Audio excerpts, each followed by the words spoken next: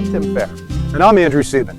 In 2018, we both quit our traditional law firm jobs and founded Vermont Cannabis Solutions, the only law firm in Vermont dedicated exclusively to working with Vermont's cannabis industry. Our clients include cultivators, processors, product manufacturers, and retailers, all working right now in the hemp and CBD space. At the dawn of Vermont's adult use industry, we're here to help.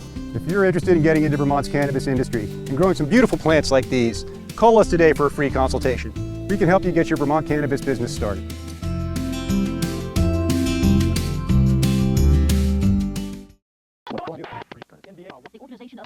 On Capitol Hill, I hope it's not serious.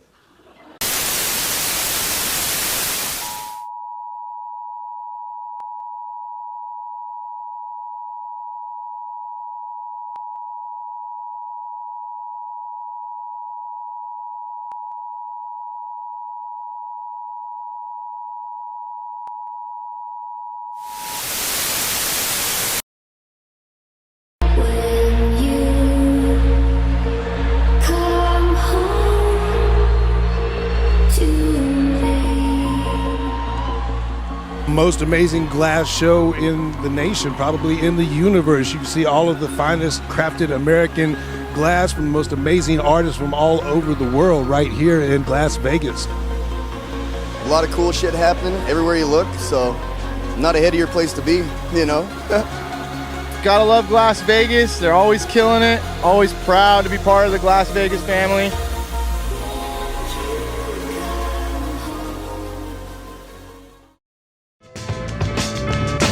I was introduced to glass through a glass pipe. Glass was such an industrial process that for someone to make a pipe to smoke out of was just kind of crazy. It's an art scene, and I think there's a culture that surrounds it. I'd say that's the best way to describe it. It's not quite a pipe scene. It's a collective of artists who have the same like-minded interests, and they want to create and express themselves through glass.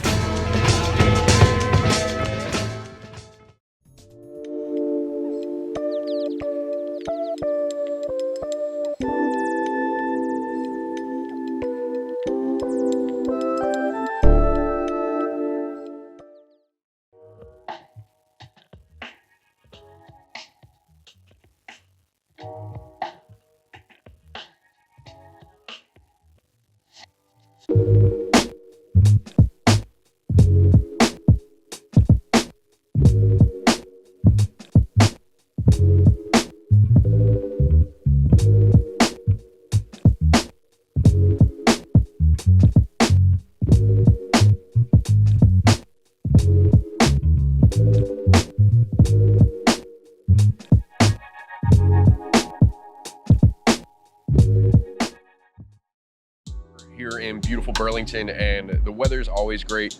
A bunch of people come out and travel from all around on the East Coast to come out here to Burlington. You can walk into the gallery and you can see some of the best pipe makers in the world making these amazing pieces. So this year there's 10 competitors, and everybody has 12 hours to make their piece from start to finish at Burn Gallery.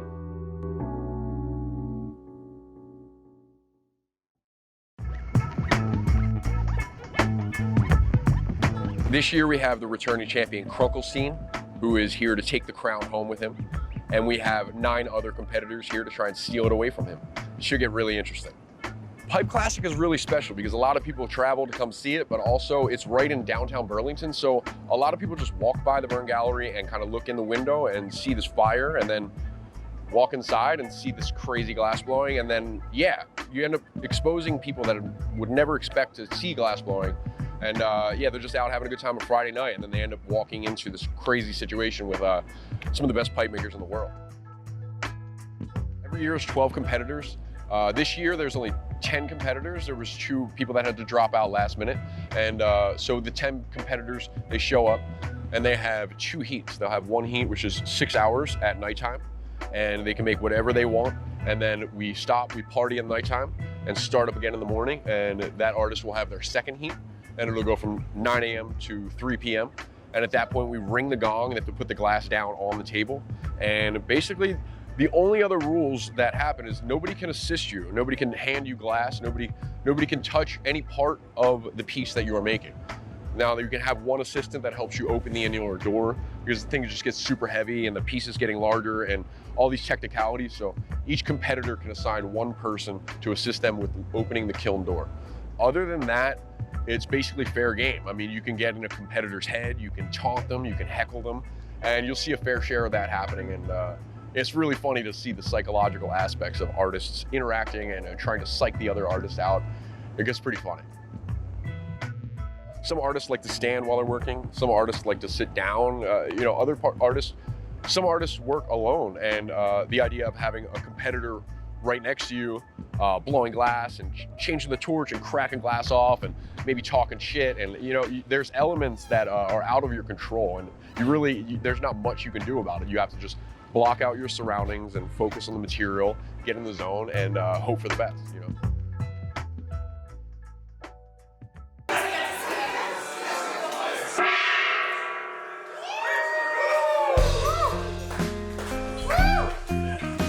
Krunkelstein, the champ is here, the winner from last year, man. You don't know what to expect, but Krunkelstein, he is a staple in this competition. He has won it 2 times already and taken home the crown. He's going for his 3rd time this year. This would be kind of revolutionary if he actually takes it home a 3rd time. I'm excited to see what happens. He definitely brought his A game. He's a super competitive guy, but very calm.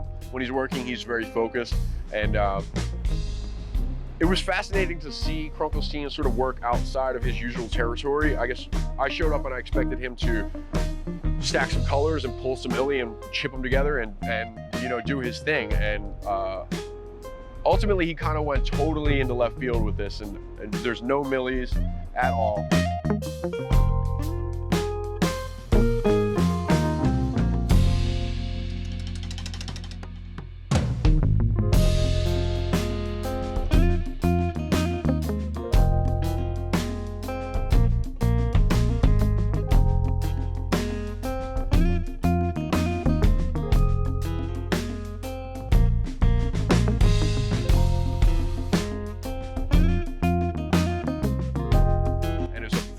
Size, large sculpture of this massive fish.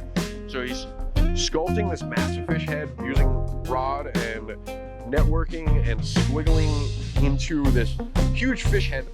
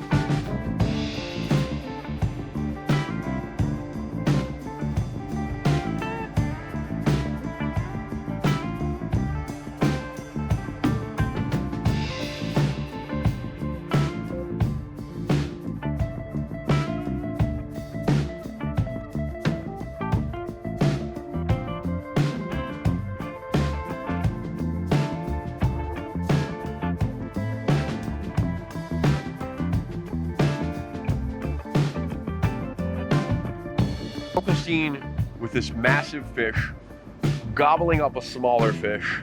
The piece alone has a competitive spirit. It's just him gobbling up his competition.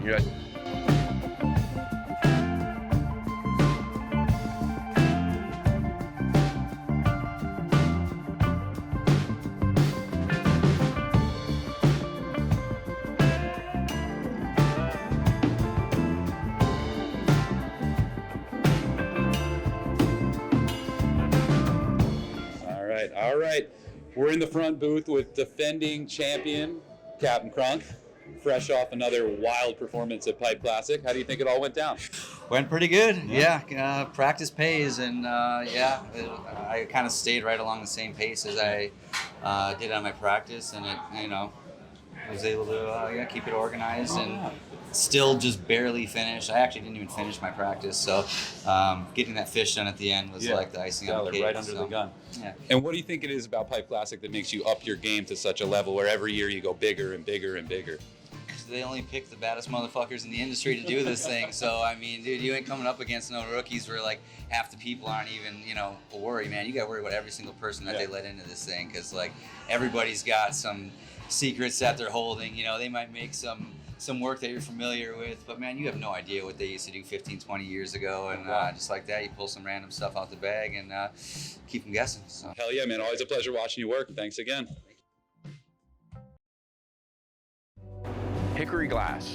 It was awesome to have him here at the Pipe Classic. He is returning after 6 years absent, and he is ready to win this thing.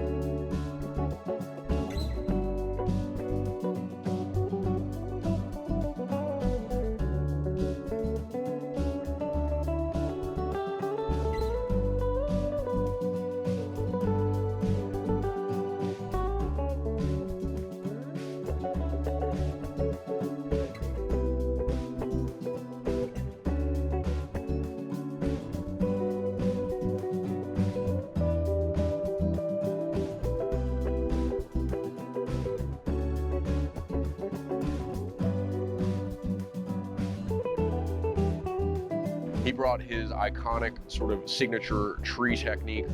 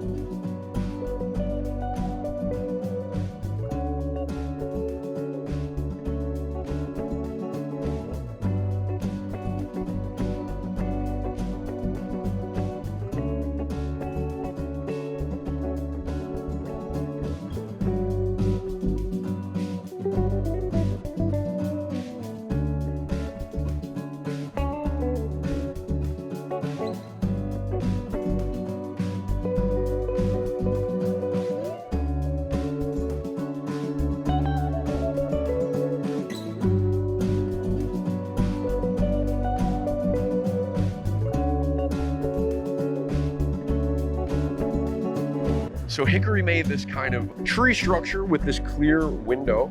On the inside of the clear window, you can see all this floral life that's sort of blooming. Everything went really smooth for Hickory. He finished his piece with 45 minutes left on the clock, and with his spare time, he ended up making an extra Sherlock just for fun. All right, we're here with Vermont native and Pipe Classic 6 champion Hickory after his much anticipated return to the big stage. How do you think it all turned out today? I'm really excited. I completed what I wanted to complete, and that's the most you can hope for, really. That's accomplishment enough. I got more than I thought. Yeah. And what was it like being back at a competition you know so well and had success in the past after so many years? I think it probably makes me a little more anxious, and especially seeing the competition that's in this year's classic. It's not be doing them a service or giving them the credit that they're due to not put my time into trying to come up with the best I can come up with. So knowing that I know what I know from previous Pipe Classics puts a little bit extra pressure on, I think. Hell yeah. Well, it's great to have you back. We can't wait to see what comes out of the kiln. Great, I can't wait. All right. Shaka Glass, it's great to have him back. He competed last year, made an incredible piece, and he stepped his game up this year.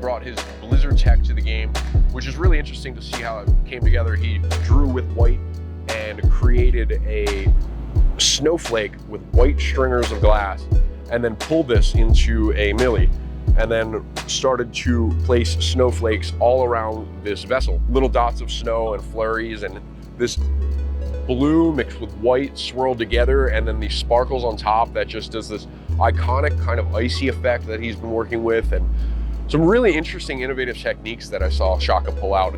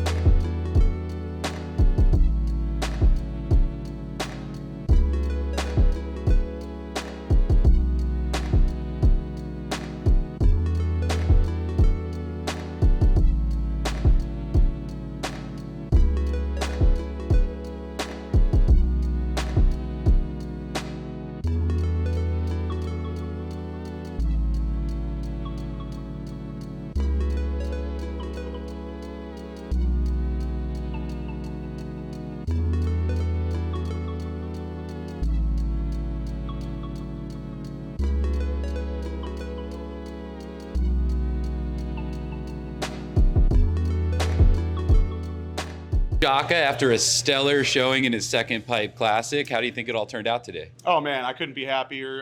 The piece went how I wanted it to. I was able to get those, sculptural mountains built in the kind of spare time I had when I was waiting for just adding attachments and stuff. So I'm super stoked, man. I'm super stoked. Yeah. Right on, right on. What was the biggest difference this year, going first and working in your own booth without Tammy, untethered all around you? Was that a little easier well, this that year? was it. That was it. I didn't have someone next to me. I was able to spread out a little bit. I think that I didn't have a kiln door operator, so I think that balanced it out, right? I wasn't taking advantage of every single opportunity, but at the same time, I kind of was able to use the extra space and plan things out, and I got into my zone, had my headphones on for most of that and was really just digging it. And I was very, very prepared this year. I think having, gone last year, it allowed me to really understand what this was and how it all works, and that you have to have everything timed out just right, and you have to have spare things you can do in the little moments in between. You can't be standing around just drinking water, Yeah. So. So what do you think the biggest lesson you learned from last year and folding it into this year was? The biggest lesson was definitely not to let the 13th competitor get to you, and also just to enjoy yourself. You come out here once you're in it, and you don't think anymore. So you have to prepare beforehand so that when you get there, you just go, and you're not really making any big major decisions. It's micro decisions along the way that, aren't going to make a big difference in the piece, but, will, allow you to still be able to, think while you're there. But really you have to have it all road mapped out for you. And if you do that, you're going to have a good time. Hell yeah. Well, now the good time can begin because the hard work's over, man. Yeah, All right, man. can't wait to see how it turns out. Hell yeah. Good shit. Appreciate it, brother.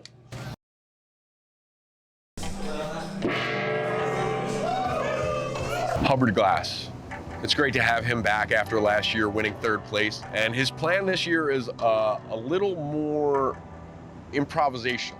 I saw some sketches and it was scribbly. I couldn't really tell what it was supposed to be, but I imagine in his head he had a better idea of what he was making. And so I went into it kind of blindly, and he started putting things together. He was using all white, very clean, and sort of making these circles and then stabbing holes and then twisting these donuts in this kind of galactic type shape, and using all these components and stacking these spiral donuts into this crazy functional.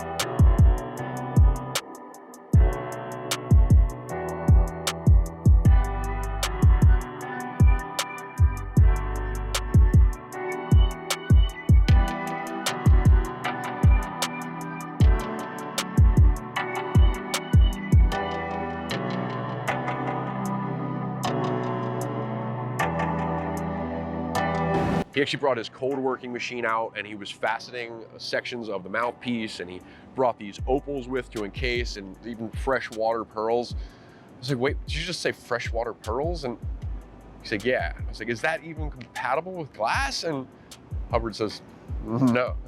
I don't know what the deal is, but I've never seen a glass blower use water pearls before in a pipe, so this is groundbreaking.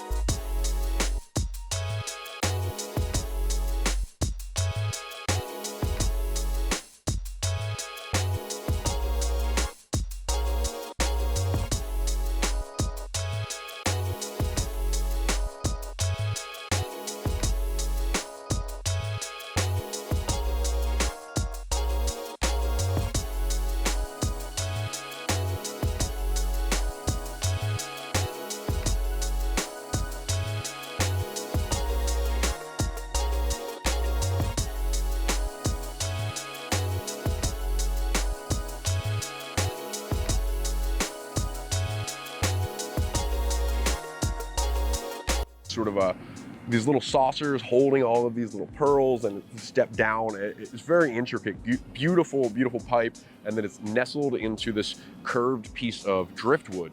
And it's just a beautiful, organic, sculptural pipe. And I've never seen anything like it. It was beautiful. Great job, Hubbard. All right, we're here with Chris Hubbard, fresh off a wild Pipe Classic performance. And I guess the first question is, how'd the hip hold up? Did good. Thank God for steroid injections and modern medicine. You know? So. Well, there's nothing in the rules that says you can't take steroids, so that's a good sign. So how do you think the 12 hours shook out for you? You happy overall with what came out?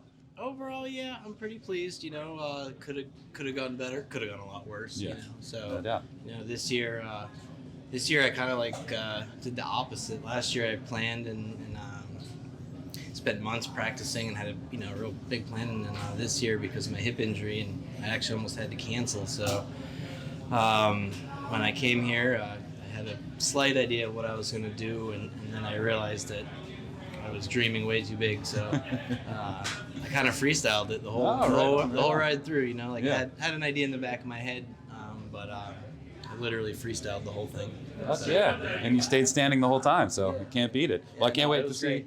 Can't wait to see what comes out, man. Thanks a lot. Sweet. Thank you very All much, right. man. Yeah, no Appreciate doubt. it. All right. Peace. Matt Eskuki. I'm so glad he was here this year.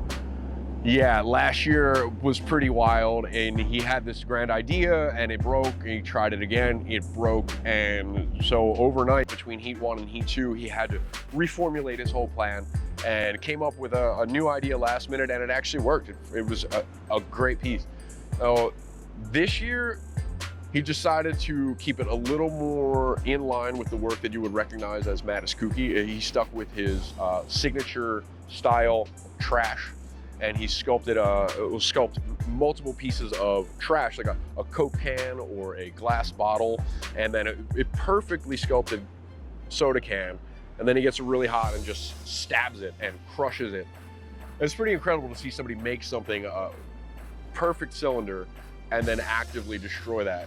And it reminded me of almost like a Tibetan sand mandala or something like that, where they spend all this time creating this beautiful thing only to just destroy it directly afterward.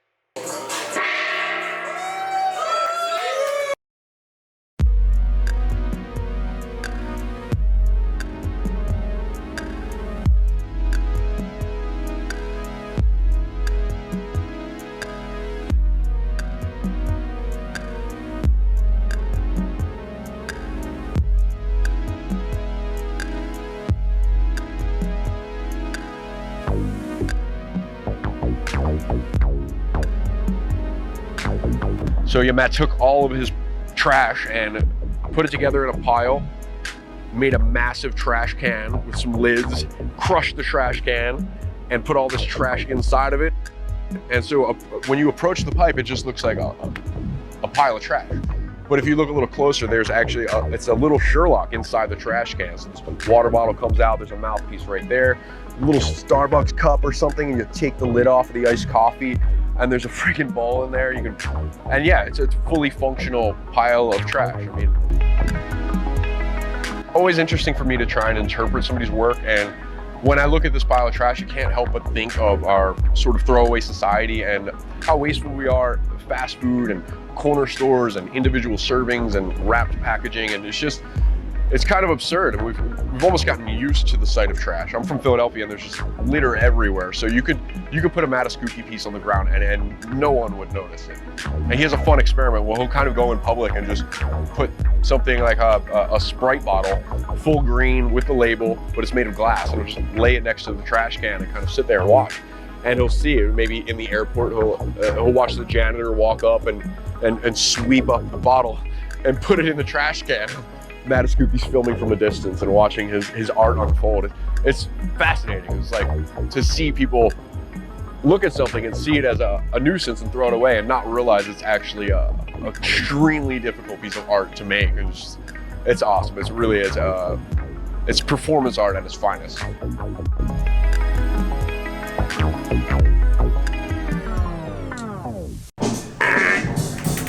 That's it. Fucking all right, we're in the pit with Matt S. Cookie, hot on the heels of his second Pipe Classic performance. How do you think everything shook out in your 12 hours? Well, I'm not even sweating, so it's probably a bad sign. Yeah. It's okay, change plans, things happen, work through it. Yeah, no doubt. See what you can do. And is there anything... Trick everybody into thinking well, that's the whole game. Is there anything you brought with you from last year in terms of preparing differently for your second time around? Don't really look at the rules too hard. Just make sure you follow them, but... No doubt, no doubt. All right, man, can't wait to see it. Can't wait to see it. Stuff. Yeah. All right. Just drink some more water. Drink some more water. And now you can drink some more beer. Go to bed early. Yeah. Last night. All right. Well, I can't wait to see what comes out, man. Now the rest of the week is yours. Sweet. All right. All right, the legendary Laceface. It's great to have her at the Pipe Classic competing this year. She's the only female competitor, and she definitely brought a wholesome vibe. It was really cool to see the piece she made.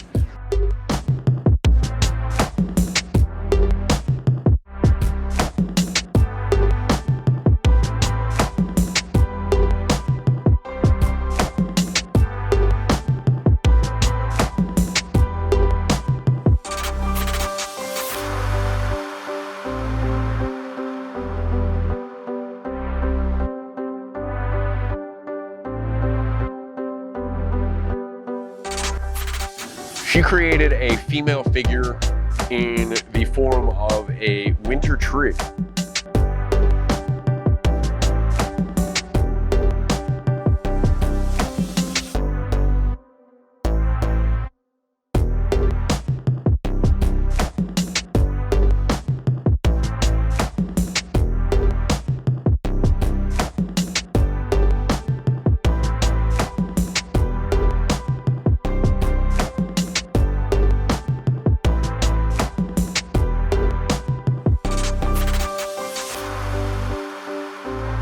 So it was a bunch of branches kind of intertwined together and the roots intertwining.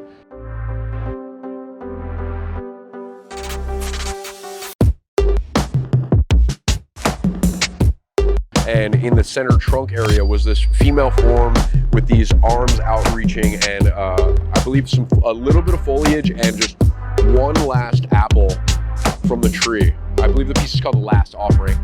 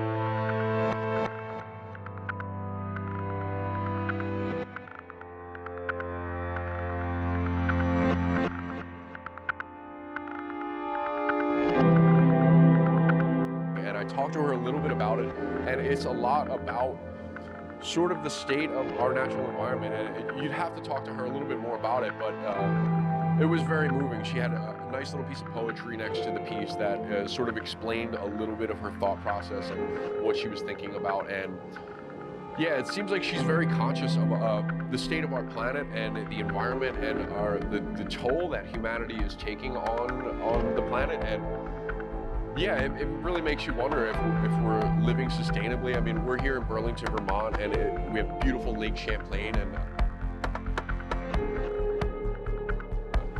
for her piece, she went down there to scoop some sand up and put it underneath of her tree. And she got to the beach and started scooping sand, and she just started seeing cigarette butts and pieces of plastic. And she realized that it wasn't as beautiful as it looked from a distance. And that started adding elements to the piece that she could have never planned for. So now you see the finished work, and you can see the cigarette butts and the pieces of glass mixed in with the sand, and then this barren tree just kind of offering its last apple. And yeah, I've never seen a pipe that kind of made me tear up. And yeah, this was the one. There's usually kind of a fine line between pipes and art, and sometimes it's just very clear what side it's on.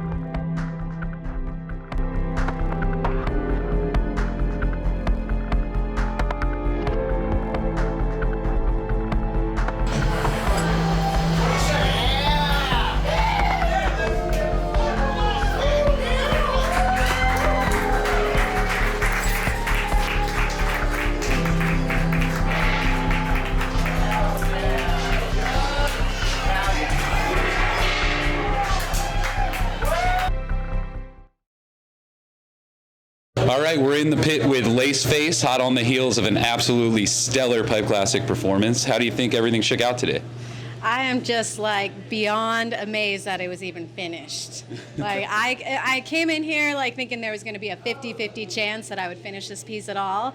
And I worked up until the very last 10 seconds and got the slide in there at the last minute, so I couldn't be happier. Hell yeah, you kind of gave it a slam dunk in there too. I So know, tossed it yeah, right I in. was like, get in there, get in there.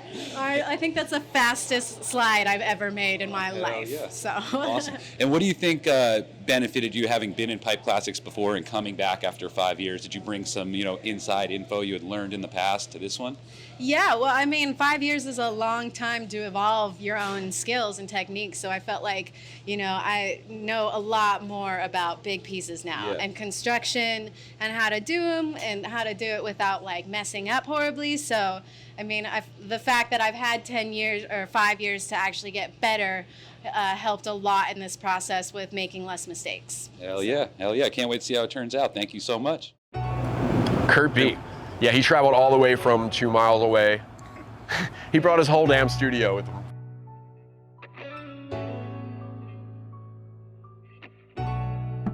He brought the sandblaster, which I thought was a traditional sandblaster.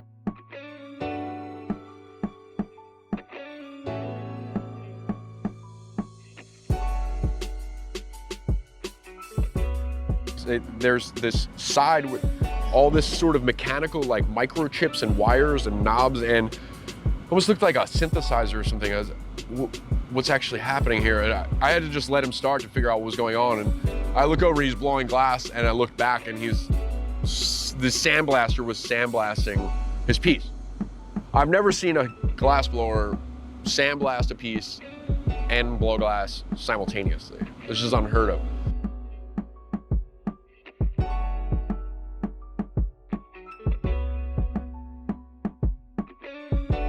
Seeing this sandblaster get rolled in with all these microchips attached to it, it was kind of like, we're really living in the future of pipes right now. It's hard to believe where we're at technically. Every time somebody shows up, they have some new innovative technique, and yeah, it's pretty freaking mind-blowing if you think about it. It's awesome to see Kurt debut that technique here at Pipe Classic, and we're honored to share it with the world.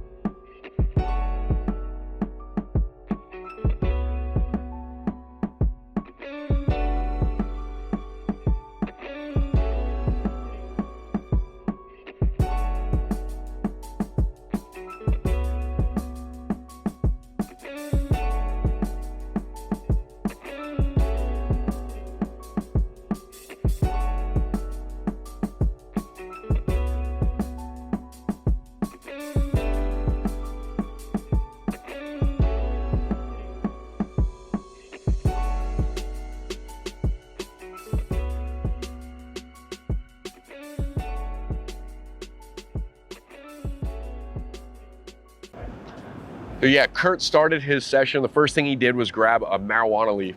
And at first I wasn't sure if it was just decoration or if it was actually a part of the piece. But he takes this marijuana leaf and lays it on the table, puts a piece of paper on top, and takes a piece of charcoal and just starts tracing the leaf like a relief drawing. And now he takes the drawing and takes a Sharpie and draws a line drawing. Then he photographs that, puts it in the computer, digitizes it, prints it out, gets it onto the glass, into a stencil, and then begins to sandblast to remove all the color except for the marijuana leaf. You get all that? Insane.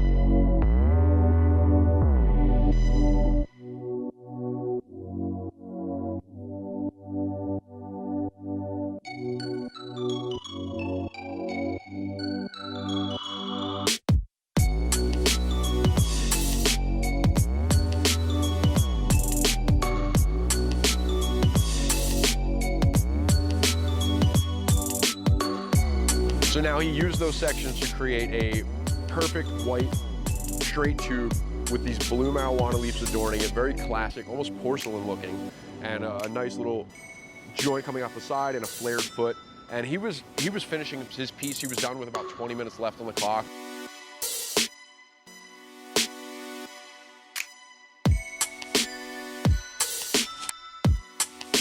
Everything was in the bag, and all of a sudden the foot started to crack, and you could see his face, and immediately I looked and there was a crack, and then he put it in his Bunsen and another crack and another crack. Now there's this Mercedes-Benz symbol just right in the foot, and there's 19 minutes left on the clock.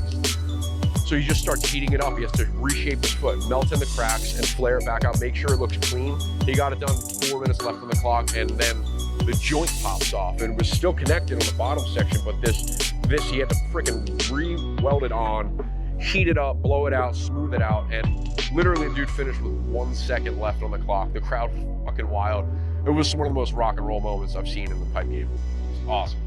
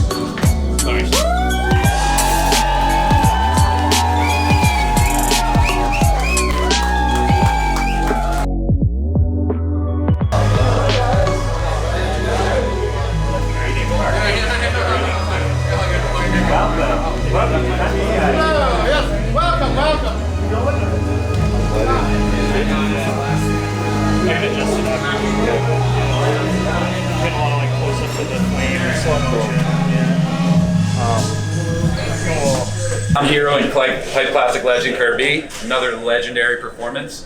What makes you up your game at events like this and putting on a show for the crowd? Fear of looking bad. Yeah. Pretty much trying to look good, you know? Yeah. I'm not trying to beat anyone, just trying to push myself and improve myself. And as someone who's been at every Pipe Classic since its inception, how do you think yours turned out this year in comparison to performances past? Compared, it's always a shit show. Yeah. I don't know. I mean, it's par for the course. Yeah. Yeah. And you're happy with what came out? I mean, for a rushed pipe, yeah, I'm happy. Could it be better? Yeah. But it's a time limit. No doubt. All right, man, I can't see how it shakes out. Thanks again.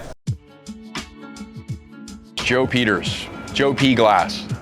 It was definitely exciting to see what he was going to do this year. He's one of the most technically versatile glass blowers. He does some amazing functionals. He's an incredible sculptor. He can also do some ridiculously detailed drawings with stringers. And you know, there's no telling what skills he's going to pull out for the Pipe Classic. So we just had to wait and see.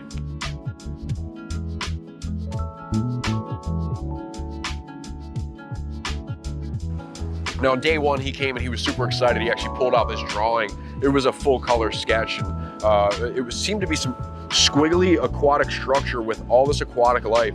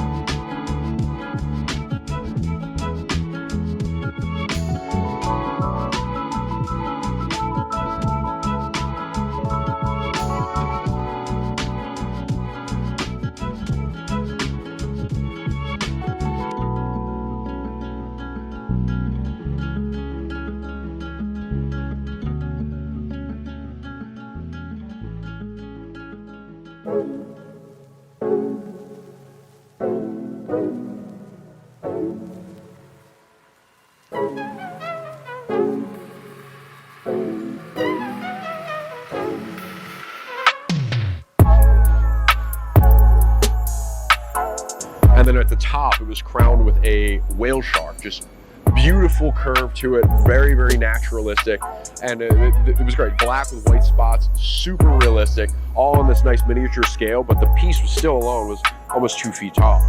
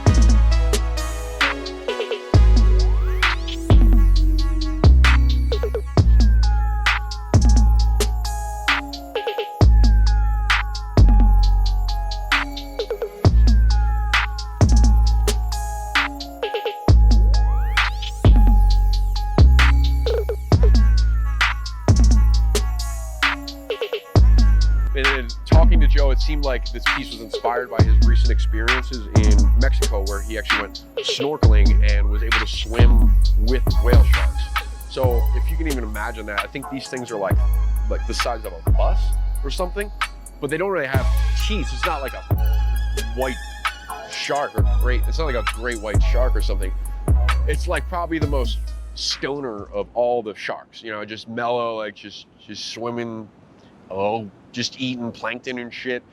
So yeah, you get in the water with one of these chill sharks and he's swimming alongside of it. I mean, you can't leave that without this life-changing experience. And to see Joe in real time kind of transfer that into a glass piece and be able to tell that story in the third dimension and bring that with him to Pipe Classics, it was really special. And we're super happy to have Joe P back. And who knows, he could win this thing.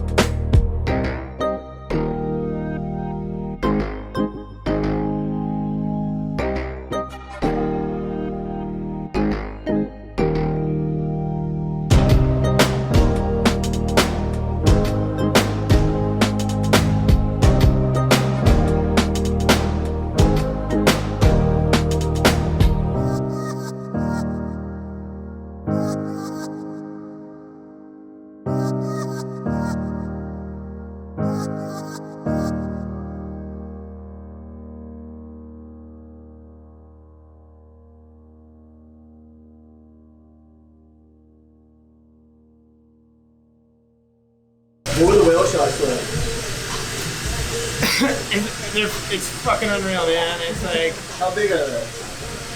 Anywhere from like 30 to 60 feet long. And they're not aggressive at all. They only eat like plankton. No, they eat plankton and like just the smallest. They just filter all the water and they eat like little phytoplankton and like all sorts of stuff. It's the same with manta rays, but they can't really move fast. So you can swim with them. They're not dangerous. Can they whip you with their tail? No, I mean you could get hit by one. I almost got hit by one, but no, you wouldn't get hurt.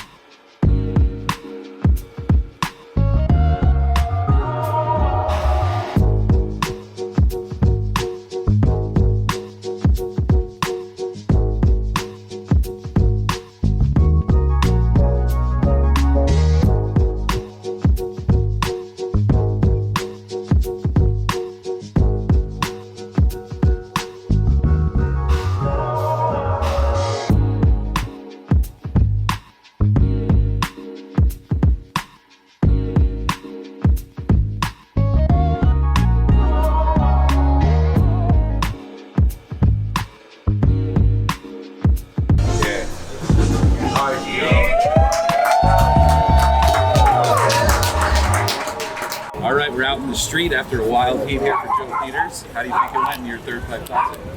Pretty good. Yeah. Just worked hard.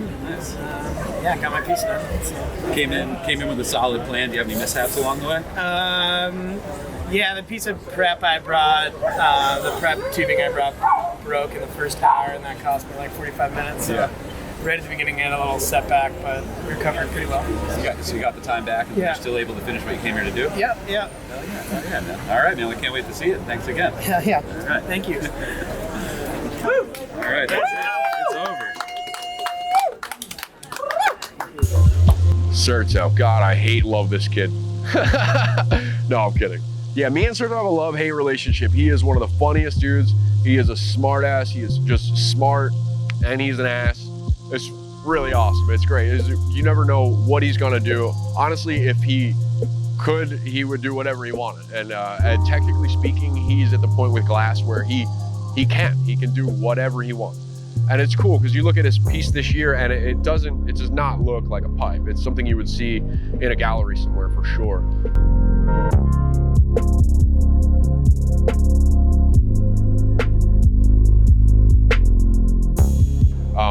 And the more I looked at it, the more I started to understand it. At first, you just see, okay, it's a splash. So he's using blue glass and sculpting it in this way, just really using the material to be as fluid as possible. And he spends a lot of time studying the dynamics of the fluidity of glass. It's pretty incredible how he takes a hard material and make it look super fluid. I still can't get over it.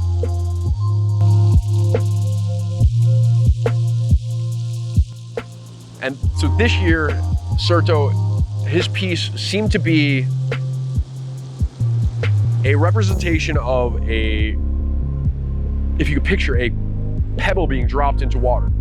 So if you watch a pebble drop into water, it hits the water and it goes under, water comes up and the surface buckles and there's a bloop and the bloop and the splash and the bloop bloop and the bloop bloop bloop. So you know what I'm saying?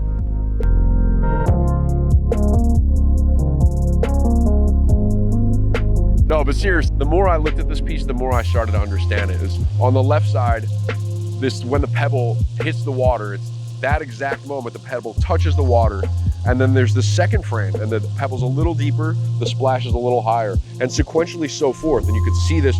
This is actually, these are like photos, like frames. It's almost like he took a video of a pebble dropping, broke it down into 10 frames, and then made a sculpture for each snapshot of this pebble dropping into water. If that's not just mind-blowing, I don't know what is. It reminds me of some like slow-mo YouTube video, or even that classic photo of the horse race where it's like the 1900s and it's a picture of this horse and there's 12 of them and they're trying to decide if the horse is ever running, if it ever actually gets off the ground of all four legs. The only way to figure that out was to set up a camera and take 24 photos really quick in 1 second. And then, so you look at it and you see this photo and the one leg is up and the next photo is up, and then they put it together and they realize there is one frame where the horse's all four legs are off the ground. And the only way to do that was through photography and looking at each frame individually. And then they actually put all the frames together and flipped them really quick, and then you accidentally invented video. It's a pretty crazy thing to think that you can just slow time down like that and spread it out and into a three-dimensional sculpture. I really commend Andrew on figuring out how to do that and make it look so beautiful. What an incredible piece for Pipe Classic. How does it function? That's a great question. I actually don't know. It took a lot to figure out where the functionals were, because all these splashes are so amoeba-like and amorphous, and nothing really looks like, oh, that's a bong or whatever. But snuck in there is one of these splashes curves in a way that is actually a Sherlock, and it has some water drips coming off, kind of disguising it. And yeah, the fact that you can read it and not see a bong, but then actually approach it and reveal its true nature, it makes it a 2-point piece. It's kind of a two sides of the coin, basically. And it's an aesthetic piece, and it's also completely functional. And I think, yeah, I feel like Andrew put sculpture first and function second. And the quality, he ended up making, Andrew ended up making a gallery quality piece here at Pipe Classics that you can still smoke weed out.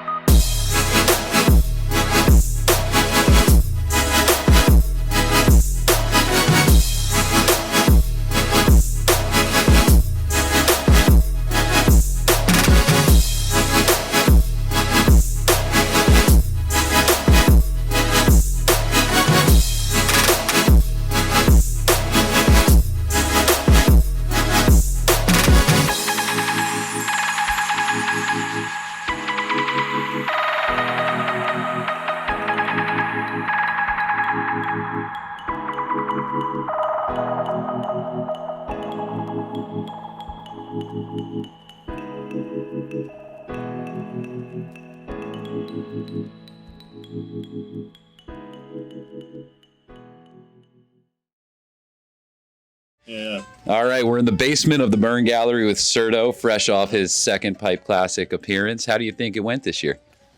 Really good. I think last year I didn't really have like a full understanding of what you could do like with your piece. So I brought a lot more material and sort of had like an idea I'd been wanting to make for a while that I got a chance to.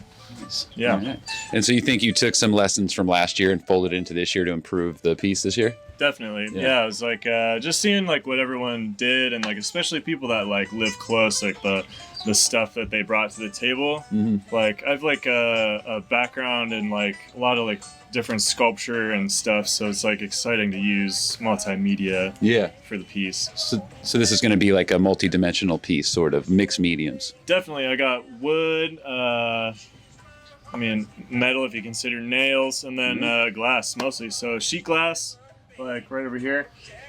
Just had to like cut it up on the spot, which is nerve-wracking because if you screw that up, it goes like, you know, totally. It ought to be like pretty square. So solid. Yeah, all worked out. All right. Well, I can't wait to see what we got tomorrow, man. Thanks a lot. Thanks, dude. All right, Dosh. Dosh World. Dosh World in love. Dosh World surveillance. Dosh World in play. All of the names of Dosh. He's a super unique character. It was awesome to have him back at Pipe Classic. He hasn't competed in years, and he is totally refreshed and ready to bring a totally new Dosh to the game. It's really awesome to see.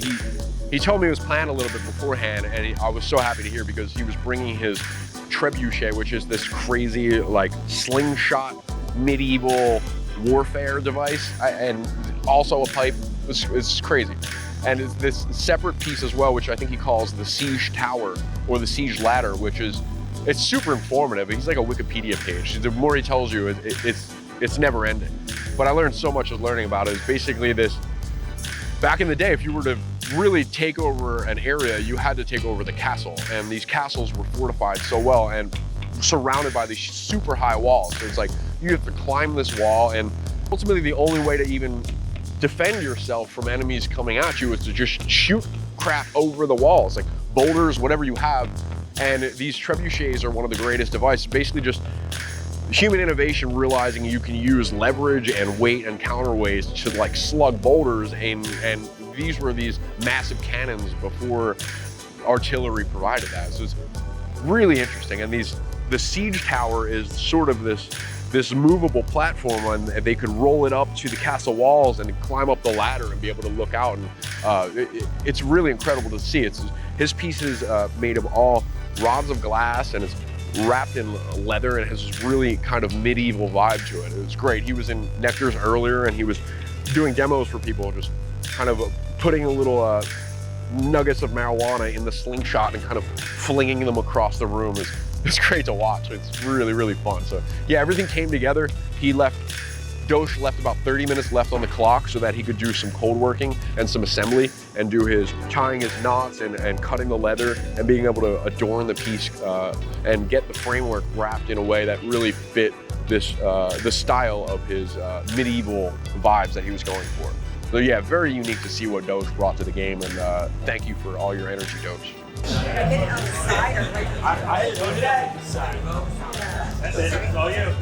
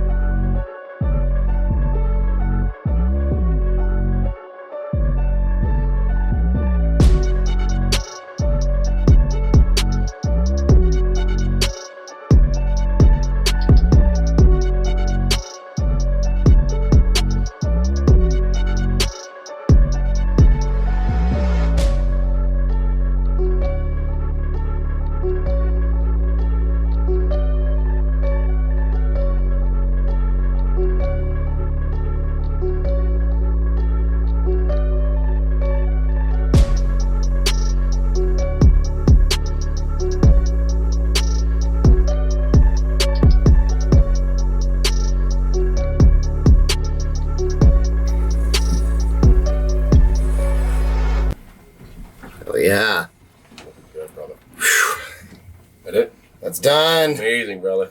Woo! Dude, I have never been so nervous fucking running. Three minutes left. Oh my god, running some leather through. I'm like, I don't even know what more I can do. I'm just like, I have to be done. Oh, here, I'll nip that. That was in that 3 minutes. Yeah, it definitely gets pretty crazy in there. The tension gets high. These people are working with really big flames, super hot glass, and you got to make sure you're not in their way. And especially me taking photos, I have to be very aware of my surroundings and also just very aware of the emotion of the artist. And if they're dealing with a problem, if something cracks, I tend to back up and give them a little bit of space and let them kind of deal with the issues and get back on track. And yeah, you never know. I mean, somebody could just get pissed and throw their piece and walk out.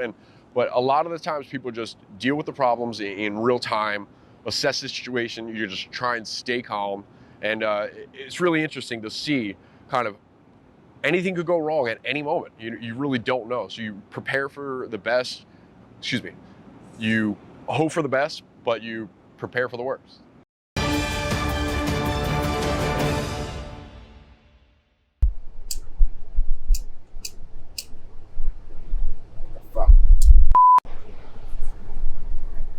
Alright, action. Here we are, in Burlington, Vermont, at the 14th Annual Pipe Classic. The day we've all been waiting for, Judgment Day. Who is the greatest pipe maker in the land?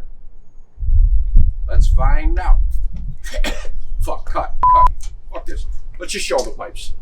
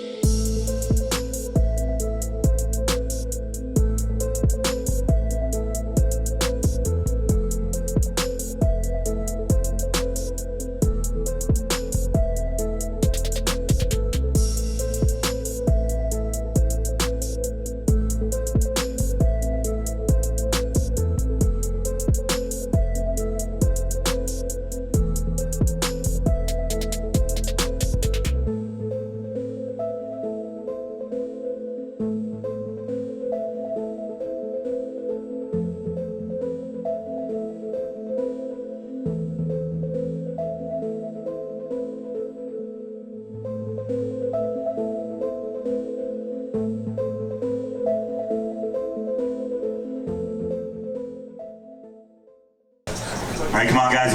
30 more seconds. Get everybody as close as you can. Everybody get in here. All right, everybody. First, thank you all so much for making this another amazing Pipe Classic. Thank you. Now, you know, I've always known this, but it's never been so evident as it was this year that everyone's Pipe Classic is different. And I truly, truly hope that you guys all have the Pipe Classic of your dreams and that it came through for you. And it was everything you dreamt it would be. Thank you, guys. Now, this year, you may notice someone new on stage with me. This guy has been taking on some new roles. I can't give him an official title yet. I don't know what it is. He's wearing a lot of hats. But what he is doing is helping this event stay solid and have a bright, bright future. Pyroscopy! Thank you, guys. Honored to be here. For real. Love you guys. Okay, now first, always I gotta start with GTT. These guys, as you know, have been sponsoring since day one. And this year, they really stepped it up. First place wins the Delta Mag and the never sold before Cheater Torch. Second place wins the Samurai, and even third wins the Kabuki. Thank you, Willie and Wally. Those guys, man, they keep us going. Next, I got to bring up GMC Proprietors, our new official sponsor for Pipe Classic 14. I love these guys. Cody's doing an amazing job with this company. It's a very dynamic company, and he has great vision. Young hustler with great vision. I fucking love that. So thank you, Cody. GMC Proprietors. Thank you. Next shout out goes to the homies. They hung out all week. They were doing a great job to Stoked, Connecticut. One of the best shops on the East Coast. They got pipes in-house every day. They have shows almost every month. Live glass blowing, glass studio in the back for up-and-coming glass blowers. If you want to take classes there, totally do that. You can rent studio space. They throw one of the hell of a good party. If you've ever been to the back room there, you know what I'm talking about. Stoked, Connecticut. Love you guys.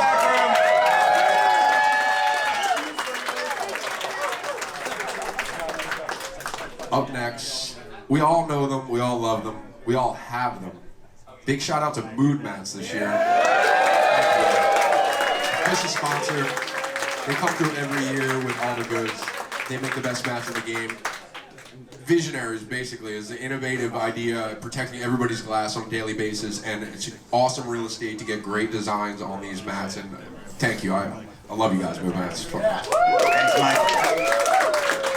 And also, cannot go without mentioning Michigan Glass Project, one of the coolest events of the year, except for Pipe Classic. Love Michigan Glass Project. It's like the only reason I've gone to Detroit is for that event. There's almost 30 glass blowers at all times, live music, food carts, painting. It really is awesome. It's a smoke sesh party. If you haven't been, I totally recommend checking out Michigan Glass Project. Thank you, guys. Yeah. Also, cannot go without mentioning all the money they raise and all the proceeds go to support Art Road Detroit and bringing art schools back to public schools in Detroit. So, thank you. Great comment. Next, I got to bring up Amy from Las Vegas. You know,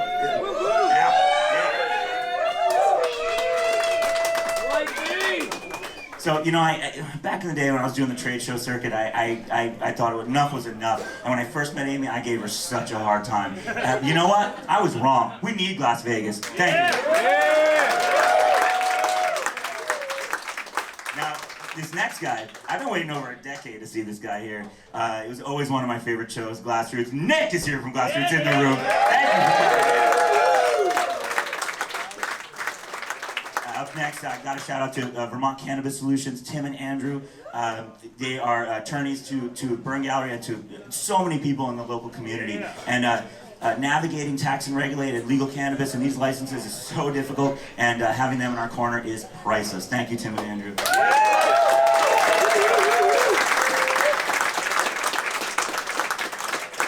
Up next in the crowd, Willie, who we saw exalt D-Nail to become the great brand it became. Now he's moved on to Willie's Wood, his new company, and we love Willie at Pipe Classic.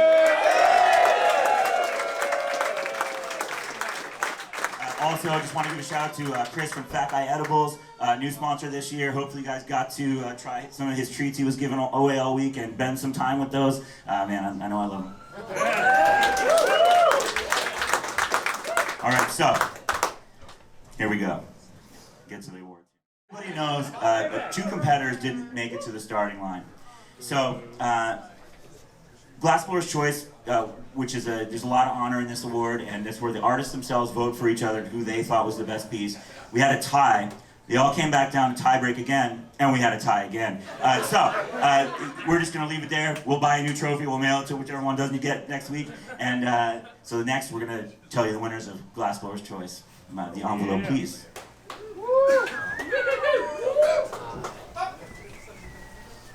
Oh, hi. I tried to drag it out.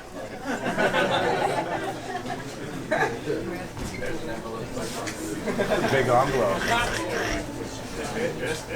FedEx in this morning.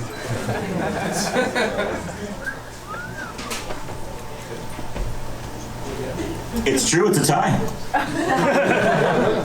Glassblower's Choice, Pipe Classic 14. Serto and Lacey! Yeah, guys, come on up here. Both those pieces blew my mind. Lace blowing it out of the park with that, and that piece Serto made, man, I want that thing in my house.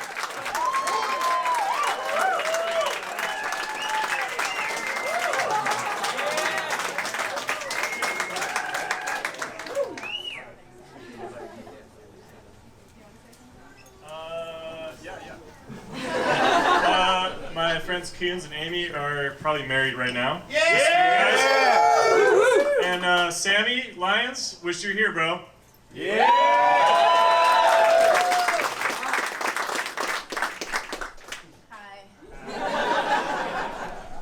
I just want to say thank you to all the Glassblowers, man. You all are fucking so kick-ass, such beautiful, amazing people. Like, it's okay. It's an honor to even be working with all you guys. Like, it's really been an amazing experience, so thank you all for it. Yeah!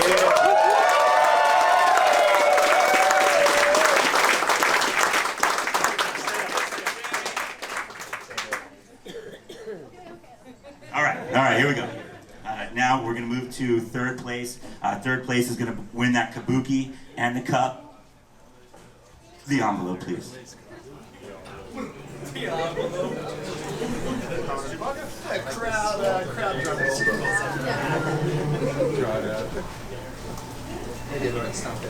Also, give it up for the lovely Samira.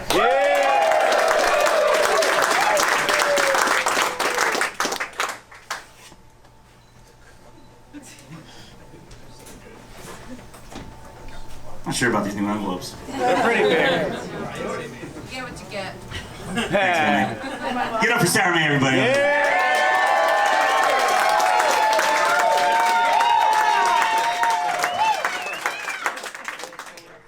All right, the third place winner. This guy, honestly, he's one of my personal heroes. He's been an inspiration to me personally since the day I met him. Third place, Pipe Classic 14.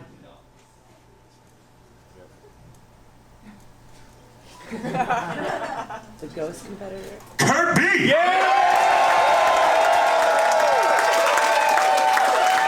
Come on up here, Kurt.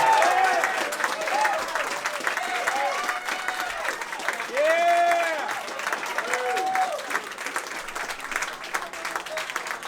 Yeah! Yeah, buddy. Wow. Yeah! I never expect me standing up here again. Thank you all. This brings me great enjoyment. You know, I don't know what to say. Thank you. Yeah, buddy! Yeah!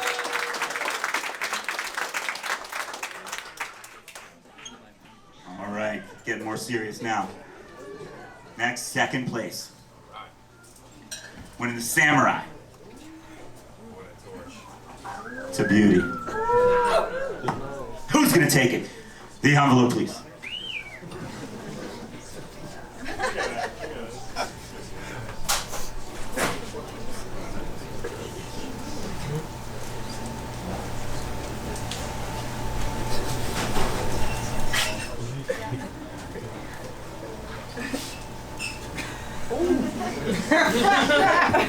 Second place, Pipe Classic 14. She don't have to go far. Lace Face Black!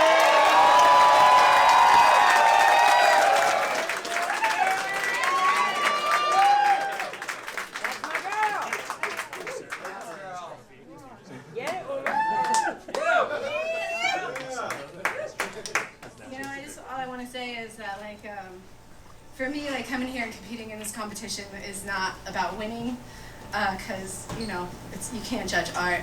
It's just all for fun and all for the experience and the community and the family. But when I got the opportunity to come this year, the first thought that I had is, okay, here I get to have the honor to be on this platform, to be speaking to all these people and all you guys who are watching me here. Now, what am I going to say? What am I going to say? What message am I going to say? And that's what drove me to decide to make the piece that I made, was a message that was really dear to my heart. So I just thank you all for coming in and just listening. The moment we've been waiting for. I'm learning this too at the same time as you guys.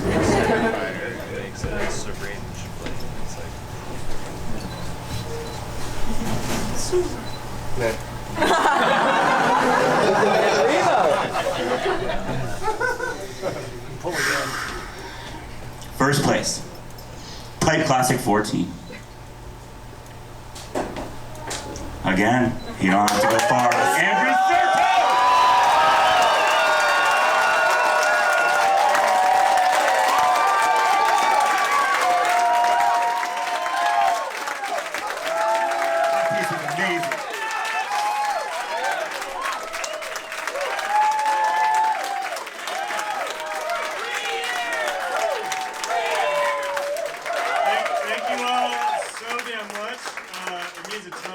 It's something I've been wanting to make for a very, very long time, and just having the warm reception from an audience like you is more than I could ask for.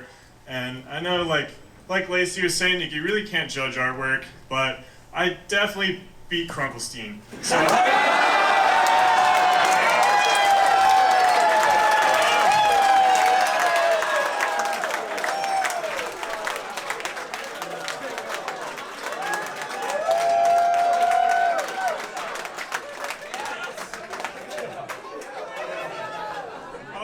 including him, pushed me hella far, and I really fucking appreciate it. So, cheers to all of you.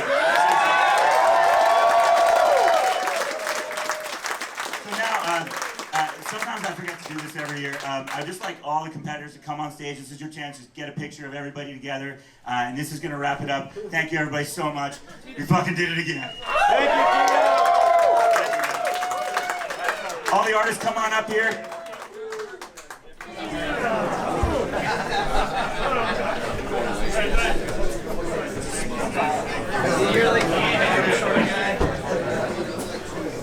Everybody, your Pipe Classic 14 competitors, give it up!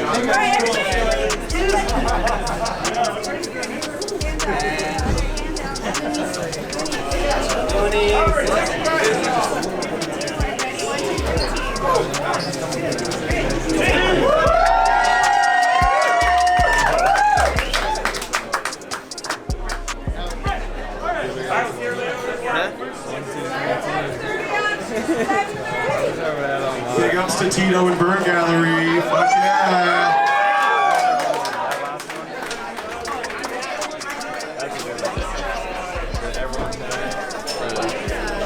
Burn Gallery auction starts around 7:30.